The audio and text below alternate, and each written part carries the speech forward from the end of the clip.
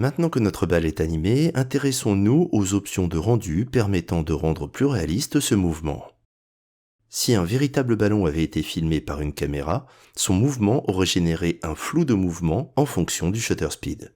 Après avoir sélectionné notre balle dans la timeline, nous voyons apparaître dans le Properties Panel ou encore dans la timeline le paramètre Motion Blur Settings que nous passons en Custom Settings.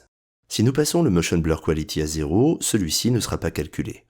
Donner une valeur autre que 0, entre 0 et 1, permettra de calculer un flou de mouvement. Le motion blur de Autograph est calculé en diffusant les pixels de votre calque temporellement le long de la trajectoire.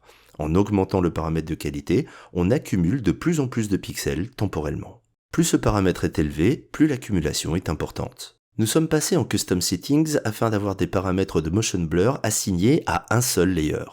Nous pouvons à la fois modifier la qualité pour ce calque, mais également le shutter angle, rendant le motion blur plus ou moins prononcé. Pour un contrôle plus global, on peut utiliser le Composition Settings. Ce mode permet d'assigner les mêmes paramètres de motion blur à plusieurs calques à la fois. Sélectionner la composition permet d'accéder aux paramètres de motion blur quality et shutter angle. Ces valeurs centralisées permettent de régler les paramètres de motion blur de plusieurs calques à la fois, dont les paramètres de motion blur auront été définis sur Composition Settings.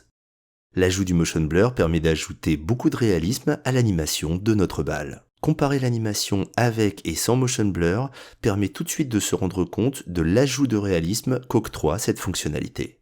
Le paramètre de qualité est généralement défini à 0,25, bien qu'il soit possible de le pousser plus haut, demandant bien sûr des temps de rendu un peu plus longs.